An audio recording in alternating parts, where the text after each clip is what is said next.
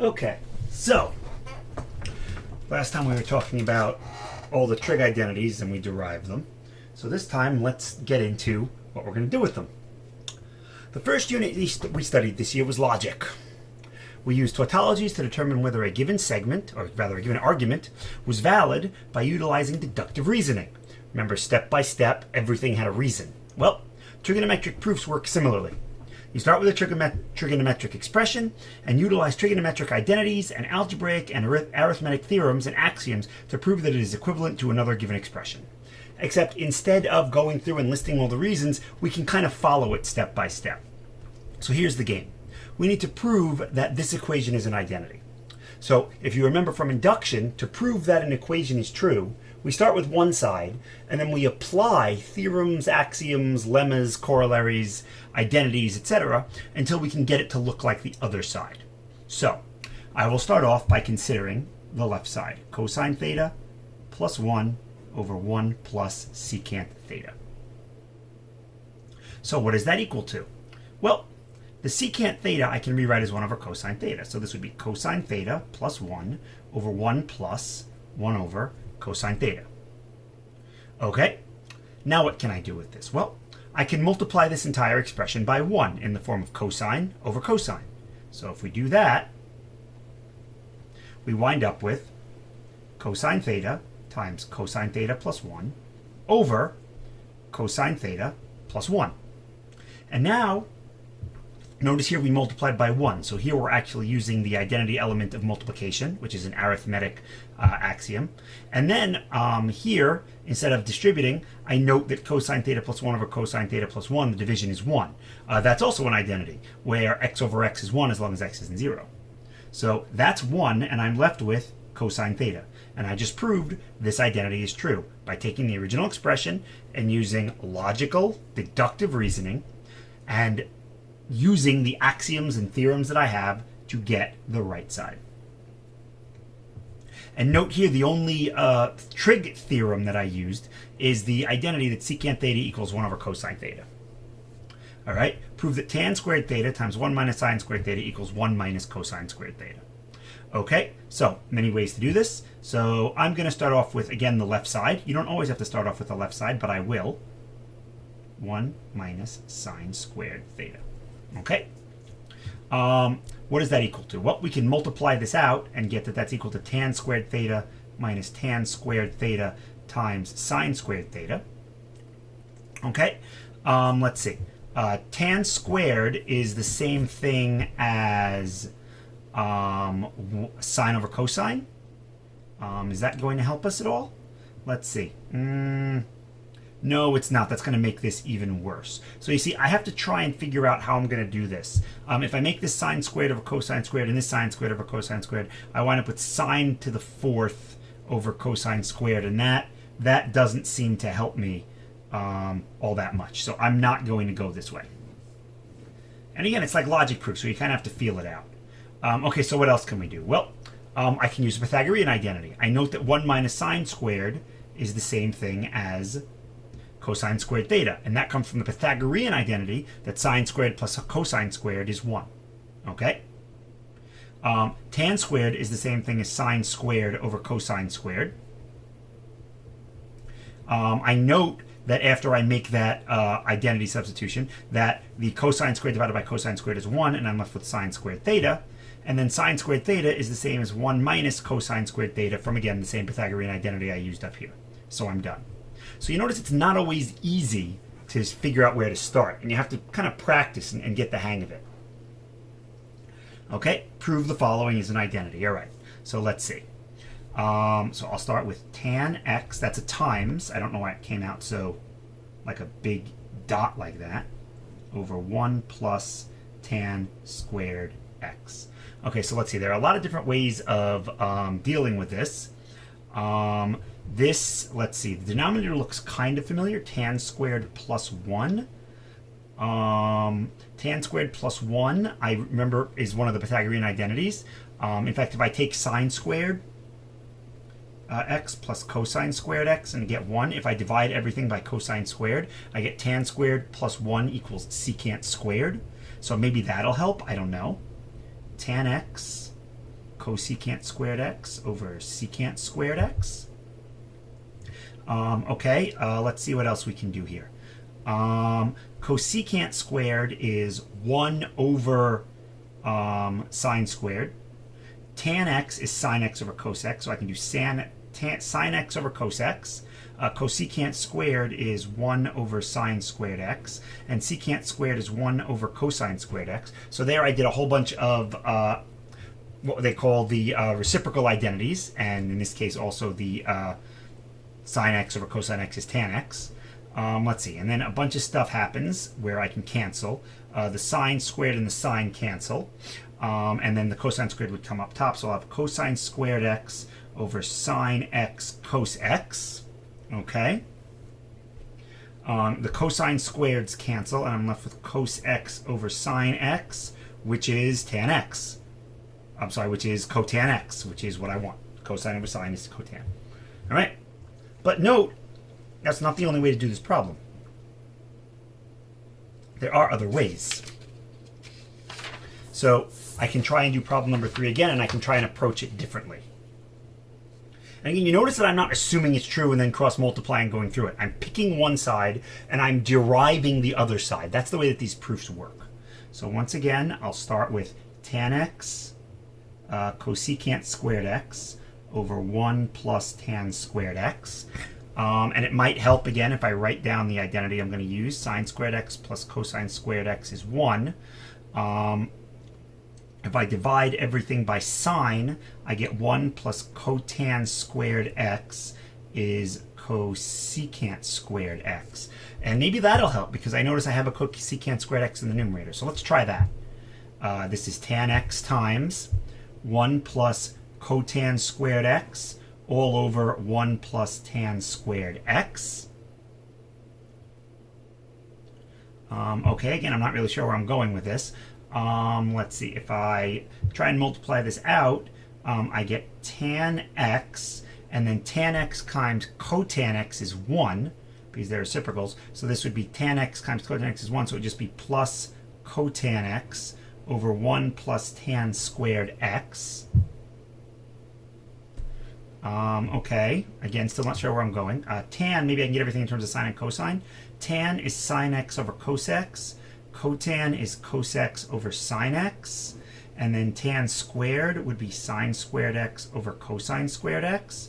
So let's try and simplify this. We'll multiply the numerator and denominator by sine x cos squared x to get rid of all of the fractions. Again, I don't know where I'm going with this. We're just going to try it. So let's see. If I multiply this by sine x cos squared x, that becomes sine squared x cos x. And then if I multiply this by sine x cos squared x, I get cosine cubed x. This is already looking more complicated than it has to be.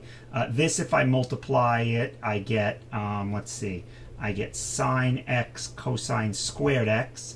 And then this, I would get sine cubed x. And this doesn't look very friendly at all, in fact. Can I even do anything with this? I don't think so. Well, maybe I can take out a cosine x on the top, and I get sine squared x plus, cos squared x, okay? And then on the bottom, I can take out a sine x, and I'm left with cos squared x plus sine squared x, okay? Oh, but sine squared plus cosine squared is 1. So this is cos x times 1, and this is sine x times 1. Oh, and that's just cotan x. Cool. Did I see it as I was going there? No. I just tried identities and pushed through and wound up with something that works. So, again, there's more than one way to do this, just like the logic problems at the beginning of the year. Example 4, okay? Here I could use several others. Let's see. I have sine squared x minus cosine squared x, so that doesn't really seem to help me all that much. I need to show that this is the same thing as sine x over cos x. So let's see. We'll start with sine squared theta, minus cos squared theta plus 1 over 2 sine theta cosine theta. Okay. Let's see. I have a negative cos squared theta plus 1. That's going to be the same thing as sine squared theta. So this is going to be the same thing as sine squared theta plus sine squared theta. This piece here is equal to 1 minus cos squared theta, which is sine squared theta from the Pythagorean identity. Okay, and then in the denominator, this is 2 sine theta cosine theta.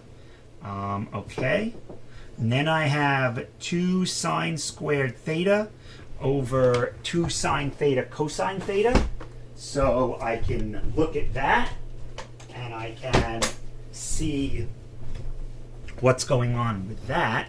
And I notice that the sines cancel and the 2's cancel. So I'm left with sine theta over cosine theta, which is tangent theta, and I'm done.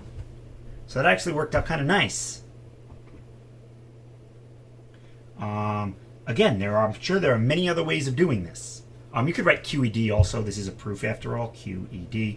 I'm used to the textbooks using the tombstone. We're not limited to just the Pythagorean identities and the reciprocal identities, though. Note here I've got cosine 2 theta, so it's also incumbent upon me to know all of my identities. So let's see. I'll start with the left side just because it's more complicated. We tend to start with the more complicated side because we can do more with it. So let's see. This will be the same thing as, well, tan is sine theta over cosine theta, okay, times sine of 2 theta. I cannot multiply sine theta and sine 2 theta. It doesn't work. But I do know that sine 2 theta is the same thing as 2 sine theta cos theta. That is a double angle identity. So then this would be 1 minus 2 sine squared theta cos theta over cos theta. And then those cancel, and I'm with 1 minus 2 sine squared theta, which, lucky for me, is the same thing as cosine of 2 theta. QED. This identity, again, is going to be using a double angle here. So let's see what we can do here. And again, notice I'm not treating this like an equation. It's not. I start off with one side, just like we did with induction as well, and then I derive the other side through logical deductive reasoning based in trig identities that we've already proven, axioms of arithmetic and algebra that we've assumed were true to build up our mathematics, and other mathematical tautologies. So let's see. Cosine 2x. I can do a lot of things with cosine 2x, but I notice everything else is in terms of sine. So for the cosine 2x, I will replace it with one of the identities for cosine 2x that deals with the sine. And if you remember what that is, it's 1 minus 2 sine squared. And now this could be completely wrong. Over sine x plus 2 sine x. I'll get a common denominator. And again, that's just multiplying the second term by 1. 1 minus 2 sine squared x over sine x plus 2 sine squared x over sine x. And then when I add across the top, I get negative 2 sine squared x plus 2 sine squared x. I just get 1. So I get 1 over sine x, which, haha, is cosecant x. QED, I'm done. Sometimes it's tough to pick which side. Again, I always try and pick the complicated side. It seems a lot easier to work with the sine 2x than the 1 minus cos 2x. So let's see. Because this has a fraction in it. Sine 2x cos x sine x over 1 minus sine squared x. So what can I do with this? Well, let's see. Sine 2x is the same as 2 sine x cos x. So let's take care of that first. Cos x sine x all over 1 minus sine squared x. I note that I can then multiply across the top and get 2 sine squared x cosine squared x over 1 minus sine squared x. Okay.